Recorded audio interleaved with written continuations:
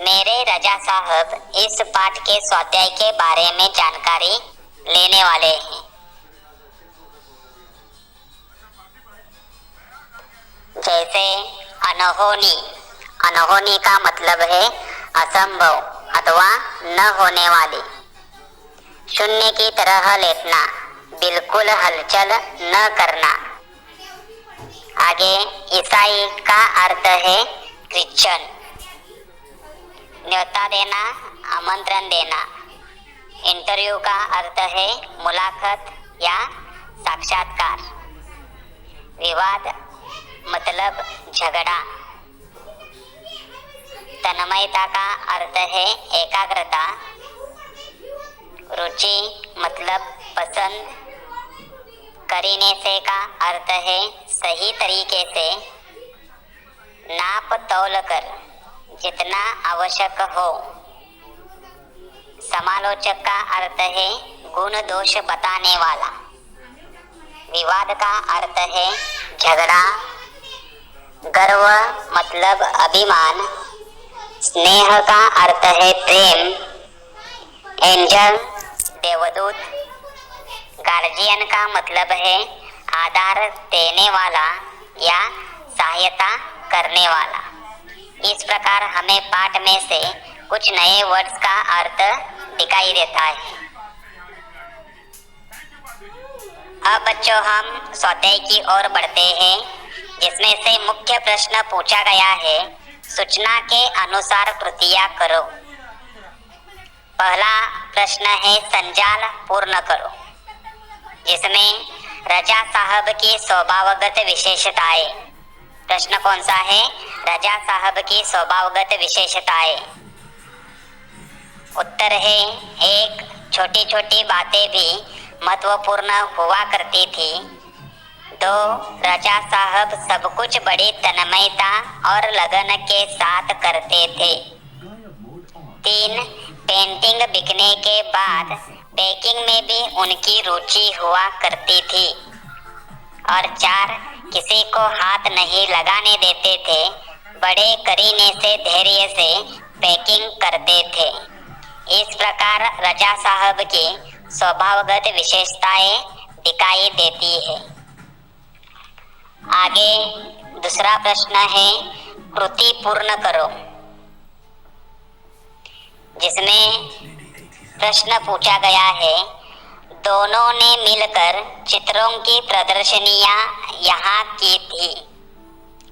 दोनों ने मतलब लेखिका सुजाता बजाज जी ने और चित्रकार रजा साहब दोनों ने मिलकर यहाँ पर प्रदर्शनियां की थी। जिसका उत्तर है मुंबई, लंदन, पेरिस और न्यूयॉर्क।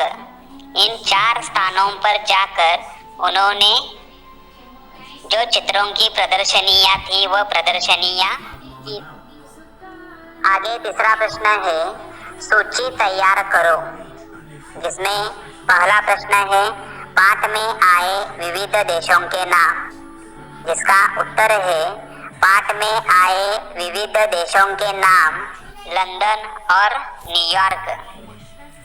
दूसरा प्रश्न है पाठ में उल्लेखित भाषाएं। जिसका उत्तर है हिंदी, अंग्रेजी, उर्दू और फ्रेंच। यह पाठ में उल्लेखित भाषाएं हैं।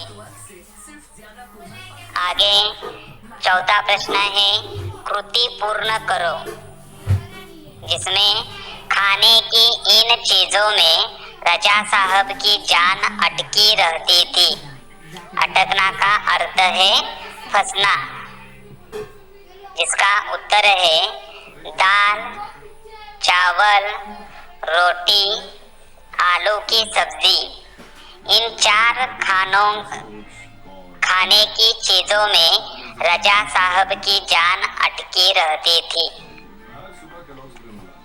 आगे अन्य एक 5वां प्रश्न है रजा साहब के स्टूडियो में यह सब एक साथ रखा रहता था। प्रश्न कौन सा है? रजा साहब के स्टूडियो में यह सब एक साथ रखा रहता था, जिसमें गणेश जी की मूर्ति, क्रॉस, बाइबल, कुरान, गीता, उनकी माँ की एक फोटो, गांधी जी की आत्मकथा और मोगरे की कुछ सूखी मालाएं, यह सब चीजें उनके फोटो के स्टूडियो में दिखाई देते थे। पाठ्य पुस्तक से 10 वाक्य चुनकर उनमें से उद्देश्य और विधेय अलग करके लिखो। व्याकरण में से यह टॉपिक या भाग हमें दिखाई देता है जिसका हमने विस्तृत रूप से अध्ययन किया है। फिर भी हम इसकी व्याख्या और उदाहरण देखते हैं। सबसे पहले उद्देश्य की परिभाषा या व्याख्या है वाक्य में जिसके विषय में कुछ कहा जाता है उसे उद्देश्य कहते हैं। उद्देश्य की परिभाषा क्या है? वाक्य में जिसके विषय में कुछ कहा जाता है उसे उद्देश्य कहते हैं। और विधेय की व्याख्या है वाक्य में उद्देश्य के बारे में जो कुछ बताया जाता है उसे विधेय कहते हैं। विधेय की परिभाषा क्या है? वाक्य में उद्देश्य के बारे में जो कुछ बताया जाता है उसे विधेय कहते हैं। जैसे उदाहरण है राजू पुस्तक पढ़ता है। उदाहरण कौन सा है?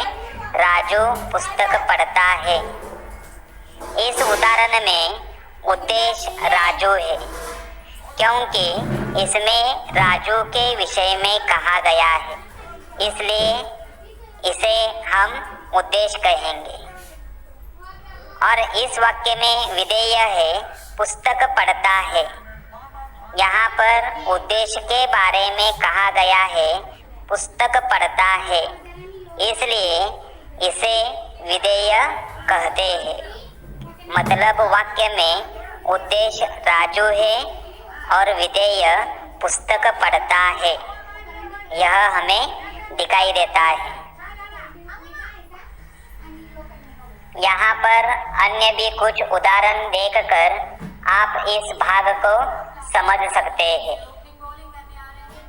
कुल मिलाकर 10 वाक्यों को लेकर जो तालिका है वह तालिका यहाँ पर दी गई है और उस तालिका में जो वाक्य है उस वाक्य में से उद्देश्य कौन सा है और विधेय कौन सा है, यह जरा आप ध्यान से देखकर उसे समझ सकते हैं। बच्चों, अब आगे उपयोजित लेखन में प्रश्न दिया है, जहाँ चाह होती है वहाँ राह निकल आती है। इस सुवचन पर आधारित कहानी लिखिए। इससे पहले हमने हे मातृभूमि स्वाध्याय कृति में वर्ड्स के आधार पर कहानी बनाई थी। वारिस कौन इस पाठ के स्वाध्याय कृति में मुद्दों के आधार पर कहानी बनाई थी। और आज हम सुवचन जहाँ चाह होती है वहाँ राह निकल आती है, इस पर कहानी लिखेंगे। उसके साथ साथ हमें यह भी नियम मालूम है कि जिस वक्त कोई भी कहानी हम लिखते हैं उस वक्त वह कहानी हमें भूतकाल में ही लिखनी चाहिए।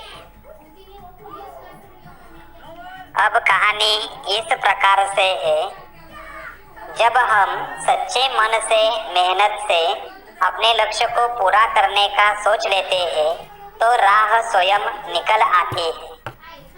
जब हम आगे बढ़ते हैं तो हमारे रास्ते में बहुत मुश्किलें आती हैं, लेकिन हमें मंजिल के रास्ते मिल ही जाते हैं। हमें हिम्मत और भरोसे के साथ आगे बढ़ना होता है। इसके लिए लक्ष्य को चुनना हमारे हाथ में होता है। हमें क्या चाहिए और हमें क्या करना है, मेहनत करके हम सफलता पा ही लेते हैं। हमें कभी भी हार नहीं माननी चाहिए।